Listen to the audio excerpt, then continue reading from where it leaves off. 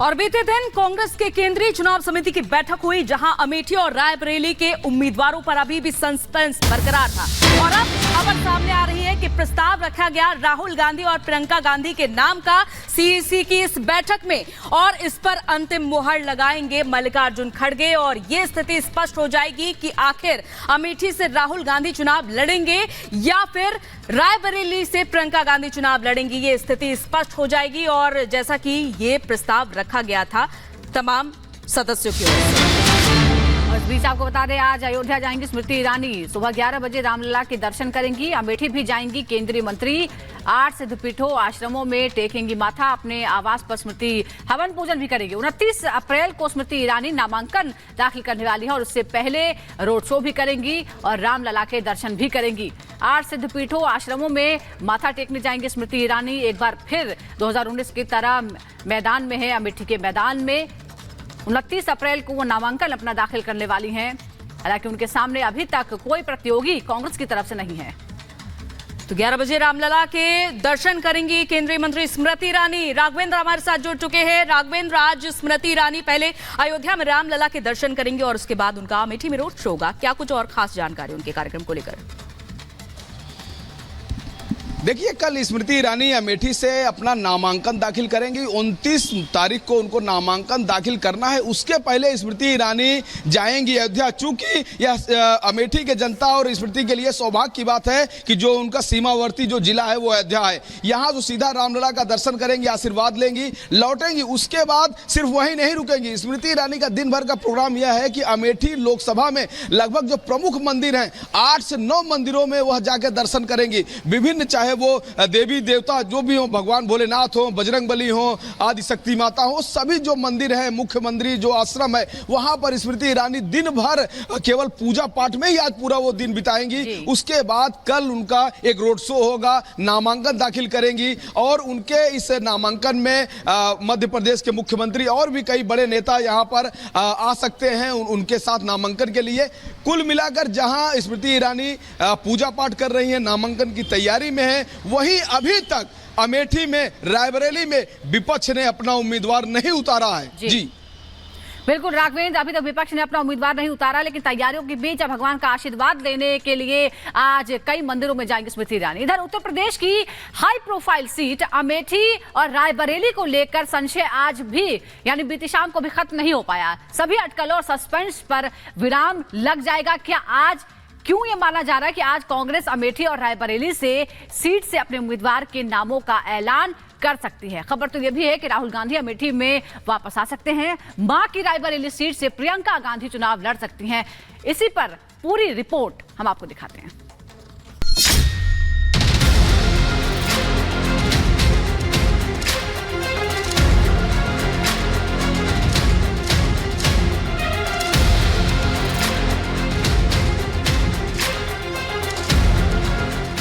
देश की सियासत का एक बड़ा केंद्र है यूपी की अमेठी सीट। वो सीट जिस पर सालों से गांधी परिवार का दबदबा रहा है, वो सीट जो कांग्रेस और गांधी परिवार के धरोहर को आगे बढ़ाती है, वो सीट जहां से सबसे ज्यादा गांधी परिवार के नेताओं ने अपने सियासी सफर की शुरुआत की। आज एक बार फिर से अमेठी चर्चा का केंद्र बनी हुई है। कांग्रेस के खाते में आई 2 हॉट सीट अमेठी और रायबरेली के प्रत्याशियों की जल्द ऐलान होने वाला है और इसी के साथ कई दिनों से जारी सस्पेंस भी खत्म होने वाला है। रायबरेली से ज्यादा चर्चा का विषय है अमेठी, क्योंकि सवाल राहुल गांधी बनाम स्मृति की जंग का है। वो जंग जो साल 2019 में शुरू हुई, लेकिन राहुल की एक गलती कहे या फिर हार का डर, जिसने उन्हें अमेठी से 5 साल तक दूर रखा। अब एक बार फिर से राहुल गांधी के अमेठी से चुनावी जंग लड़ने की खबर है। लोकसभा चुनाव के मद्देनजर दिल्ली में कांग्रेस की केंद्रीय चुनाव समिति की बैठक हुई, जिसमें अमेठी और रायबरेली सीट को लेकर मंथन हुआ। माना जा रहा है कि राहुल गांधी वायनाड के अलावा अमेठी से भी चुनाव लड़ सकते हैं। वहीं उनकी बहन प्रियंका गांधी के रायबरेली से चुनाव लड़ने पर फैसला लिया जा सकता है। सीईसी सदस्यों ने राहुल गांधी को अमेठी से और प्रियंका को रायबरेली से मैदान में उतारने का प्रस्ताव दिया, लेकिन अंतिम फैसला कांग्रेस अध्यक्ष मल्लिकार्जुन खड़गे पर छोड़ा गया। राहुल गांधी के अमेठी से चुनाव लड़ने की खबर ने एक बार फिर से हलचल पैदा कर दी है। माना जा रहा है कि इस बार अमेठी की जंग रोचक होने वाली है, क्योंकि पिछली बार राहुल गांधी ने हार के डर से अमेठी के साथ वायनाड को चुना था, जहां उन्हें जीत मिली। और अमेठी में स्मृति ईरानी के शिकस्त। तो वहीं इस बार खेल वही है, लेकिन समीकरण थोड़ा अलग है, क्योंकि इस बार राहुल को वायनाड से हार का डर सता रहा है और माना जा रहा है कि वो एक बार फिर 2019 की तरह 2 नाव पर सवार होने को तैयार है। कांग्रेस पार्टी के सांसद 15 साल लापता रहे, एक चुनाव हारने के बाद छोड़कर क्षेत्र चले गए। मैं हार कर भी डटी रही और जीत कर जो वादा दिया था उस वचन की पूर्ति की और गौरीगंज में अपना मकान बनाया।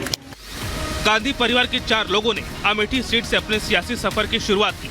संजय गांधी, राजीव गांधी, सोनिया गांधी और राहुल गांधी। 1977 में इंदिरा गांधी के छोटे बेटे संजय गांधी ने यहां से अपनी सियासत का डेब्यू किया, लेकिन वो चुनाव हार गए। इसके बाद 1980 में एक बार फिर से वो चुनावी मैदान में उतरे और पहली बार सांसद चुने गए। उनकी मौत के बाद 1981 के उपचुनाव में राजीव गांधी ने अमेठी से पहली बार न सिर्फ चुनाव लड़ा, बल्कि वहां से सांसद भी बने। राजीव गांधी 1991 तक लगातार 4 बार यहां से सांसद रहे। पति की मौत के बाद जब सोनिया ने सक्रिय राजनीति में दाखिला लिया तो उन्होंने भी अमेठी को ही चुना। 1999 में वो अमेठी से चुनाव लड़कर संसद पहुंची। 2004 में जब बेटे राहुल गांधी ने राजनीति में कदम रखा तो सोनिया ने अमेठी सीट को त्याग रायबरेली को अपनी कर्मभूमि बनाया। राहुल गांधी 2004 से 2019 तक यानी 15 साल अमेठी के सांसद रहे। अमेठी की सीट गांधी परिवार के लिए पारंपरिक सीट थी। ऐसे में राहुल भी अमेठी को अपना परिवार बताते हैं, लेकिन सवाल तब उठा जब उन्होंने 2019 में अमेठी के साथ वायनाड का रास्ता अपनाया। रिश्तों की दुहाई इतनी दी, फिर वायनाड चले गए। वायनाड जाकर जब नामांकन पत्र भरा तो घोषित कर दिया कि अब वायनाड ही उनका परिवार है।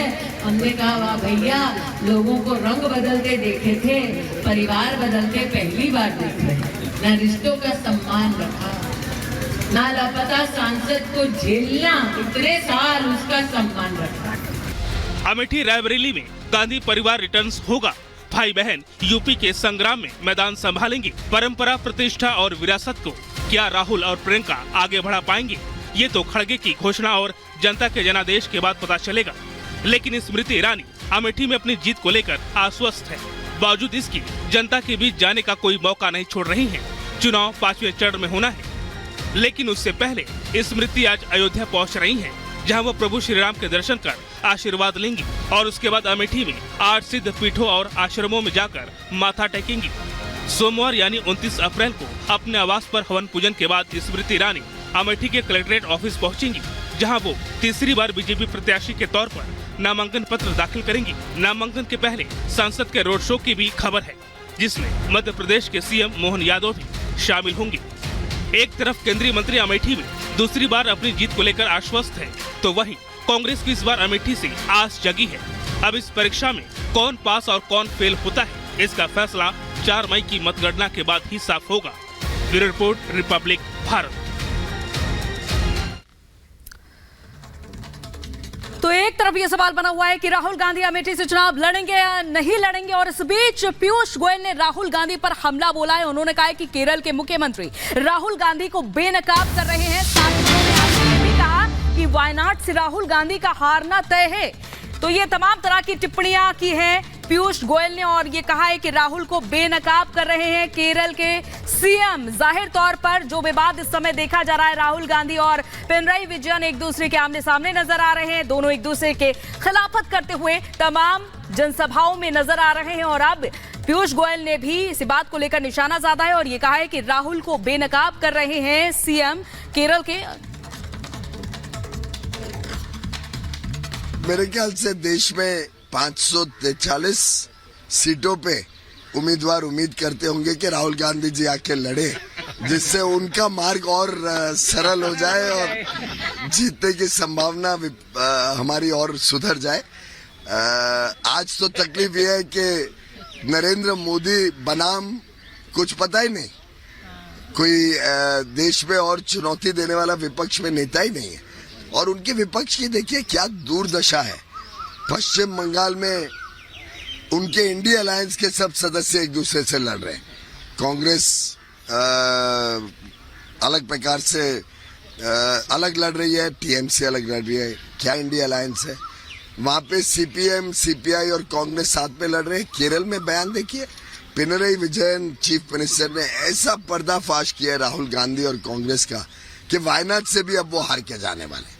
तो मुझे लगता है इतना स्पष्ट हो गया है कि इंडिया अलायंस तो सिर्फ एक हवा है, छोटा मोटा सीट एडजस्टमेंट कुछ राज्यों में कर पाए हैं।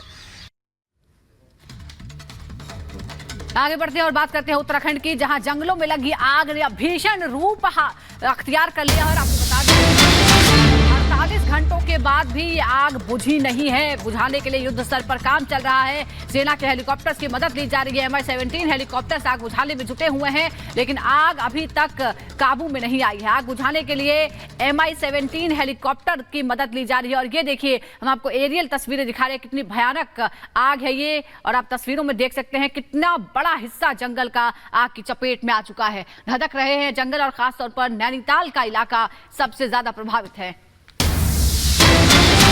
तो इस तरह की तस्वीरें लगातार सामने आ रही है। और इधर नैनीताल के जंगलों में आग भड़की है। सीएम धामी ने हवाई सर्वेक्षण भी किया है।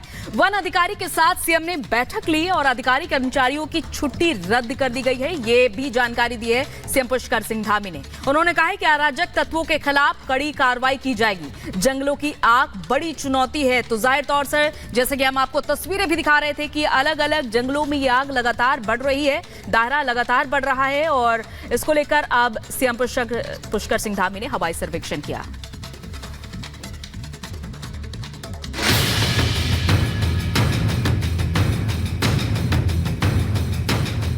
धधकती आग, जलते जंगल और सिसकती जिंदगी, चढ़ते तापमान और बढ़ते संकट के बीच ये तस्वीरें आपको डराने वाली हैं। देवभूमि धधक रही है, जंगलों में आग लगी है, जंगल ध्वस्त हैं, जानवर त्रस्त है और आम आदमी पस्त हो गया है। उत्तराखंड के जंगलों में 4 दिनों से आग लगी है। 11 जिलों में करीब 1780 एकड़ जंगल आग लगने से धधक रहे हैं। आग जजों की कॉलोनी और आर्मी एरिया के करीब जा पहुंची है, जिसे बुझाने के लिए अब धामी सरकार ने सेना की मदद ली। सेना के हेलीकॉप्टर से पानी की बौछार की जा रही है ताकि जल्द से जल्द आग पर काबू पाया जा सके। अधिकतर जिलों में अब ये धीरे धीरे कंट्रोल हो रही है। नैनीताल जिले में भी काफी कंट्रोल हुई है। सेना के लोगों ने भी जो है आग बुझाने का काम किया है, उन्होंने भी सहयोग किया है। अन्य लोग भी आगे आ रहे हैं और जो लोग इस प्रकार का अपराध में शामिल हैं उनके खिलाफ हमने कठोर कार्रवाई करने के लिए भी कहा है। धामी सरकार एक्शन में है। मुख्यमंत्री ने खुद आग का एरियल सर्वे किया, यानी उन्होंने